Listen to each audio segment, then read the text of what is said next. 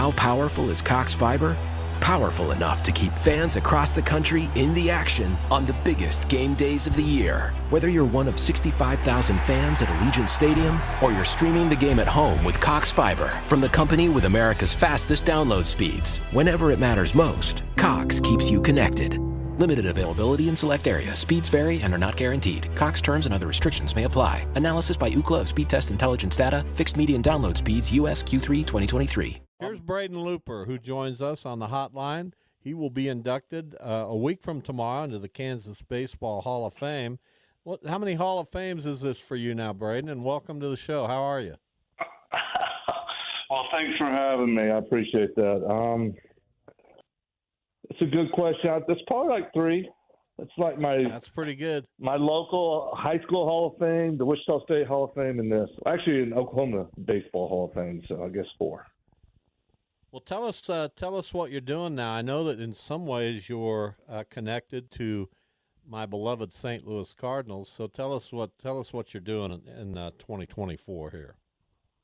Well, I appreciate you asking. I am so I have been working for the Cardinals for years in player development, working with all their minor leaguers and helping, mentor them and help them become. The goal is how do you become a big leaguer? But then about a year and a half ago, I actually started working for an agency where now I'm an agent helping represent players in the same way and helping them do the same thing. How do you become a big leaguer? I'm trying to find the next big leaguer. Well, I still love you, but just not quite as much. You're not with the So what's that work like, Braden? What does that mean? I consider myself a Cardinal.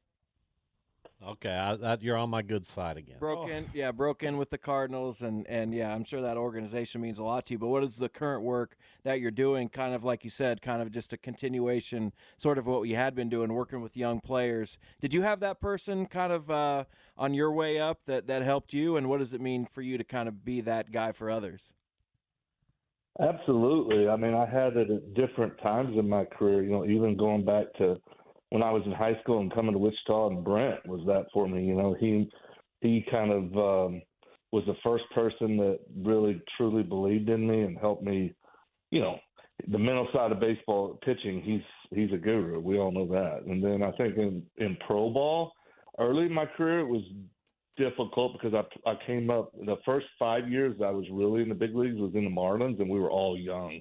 We didn't have many older players, but then as I moved on in my career, there was some guys I definitely, looked up to, whether it was Rob Nen and guys like that I wanted to emulate for sure. Obviously, when you started playing at a little different times compared to now, what do you see as the biggest difference with these kids coming up or trying to be a big leaguer? Are they more receptive now, do you think, to a guy like yourself, or back when you were playing and coming up, did you see that there was more guys receptive to that sort of situation then? And what's the difference between the two? That's a good question. I'm not sure I quite have the answer for that, but I think that the players today are definitely knowledgeable, and there's a different type of,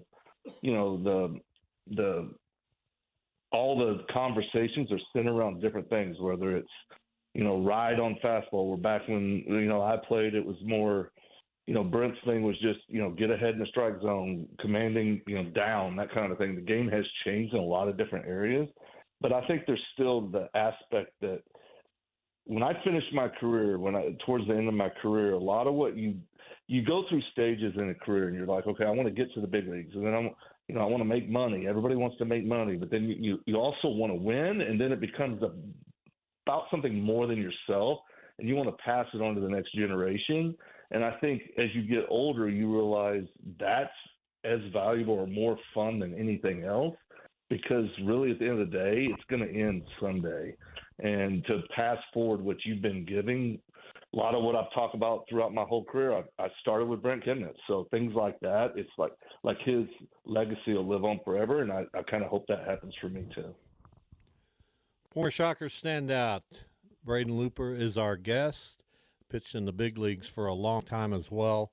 So how often do you get back to Kansas? How connected are you still to the Wichita State program? Where do you think they're headed? It's been a little bit of a drought here in terms of certainly getting to Omaha, which I know this program aspires to. What are your thoughts on the current state of Shocker baseball? So I would say not as often as I like, number one. I mean, I have 3 kids of my own, and I live outside of Chicago, so I'm not getting back. It's not like I'm local, and I can get back as often as I would like. But I would say, obviously, a huge fan, huge,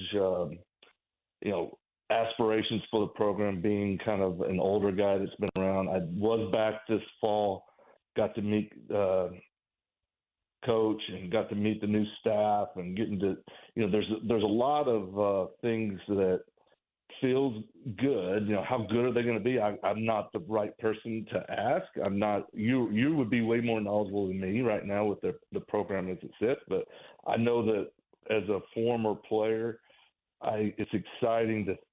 It's an exciting feeling when I was there. That's for sure. That hopefully it's moving in the right direction, and a lot. Seeing the Shockers win would be amazing. So you were a starter for the last few years of your career. I think it was the last 3.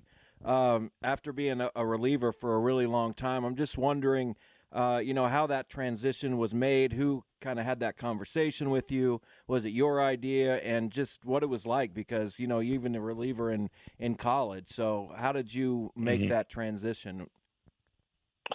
Funny story is 2006. I mean, to your point, I'd been a reliever. Even at Wichita, I was kind of the post, quasi similar to Darren Dreifert, right? Like having that guy that could come in and finish the game, and then it went to Jamie Bloom, and then it was me, right?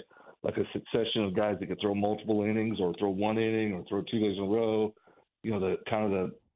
That mold was what my role was. And then when I got in pro ball, I got to the big leagues so fast, it was never.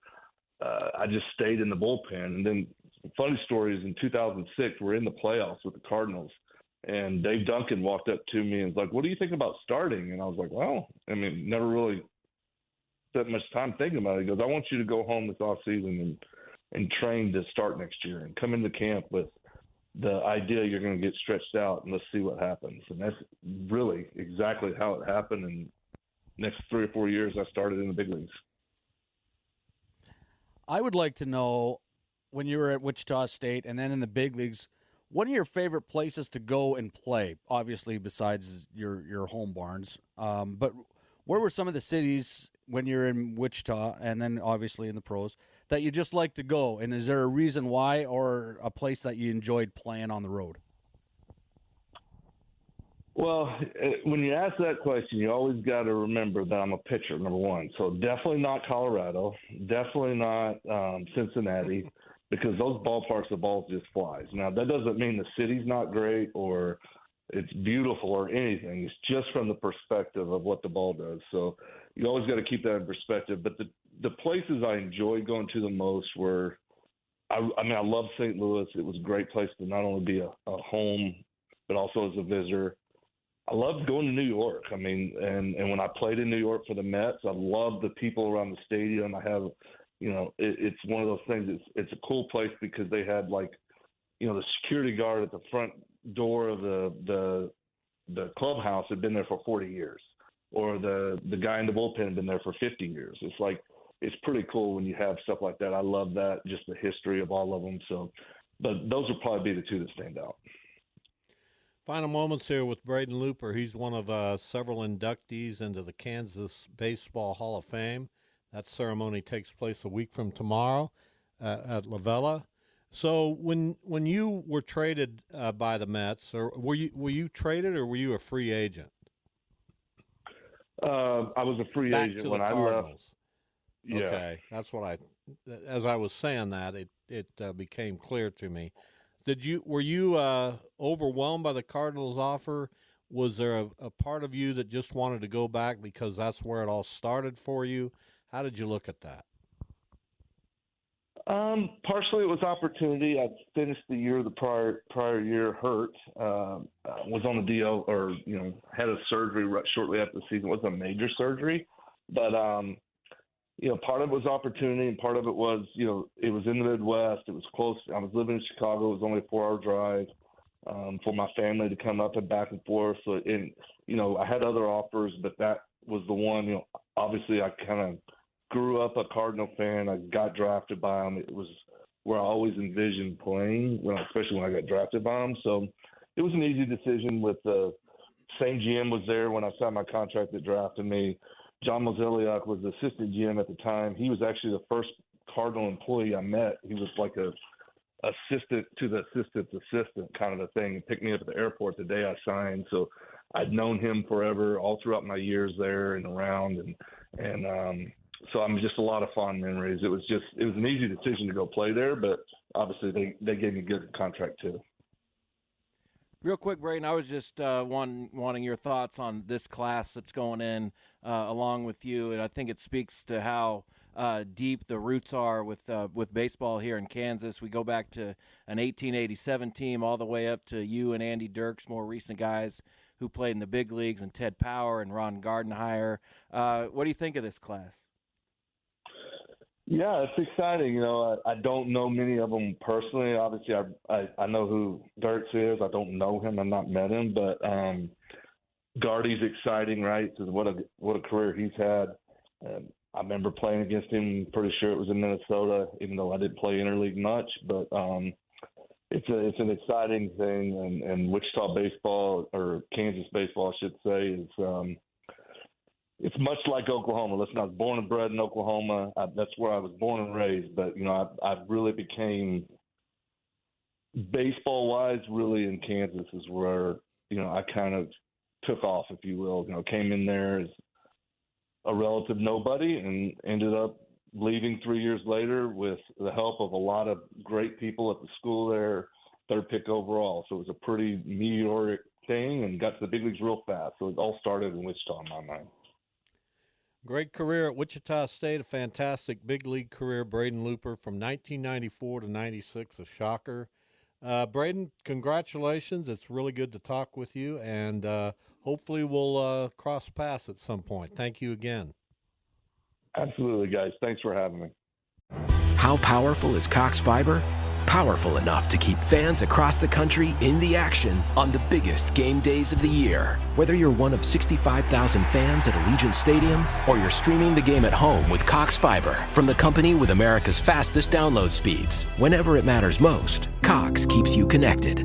Limited availability in select areas. Speeds vary and are not guaranteed. Cox terms and other restrictions may apply. Analysis by Ookla of Speed Test Intelligence data. Fixed median download speeds US Q3 2023.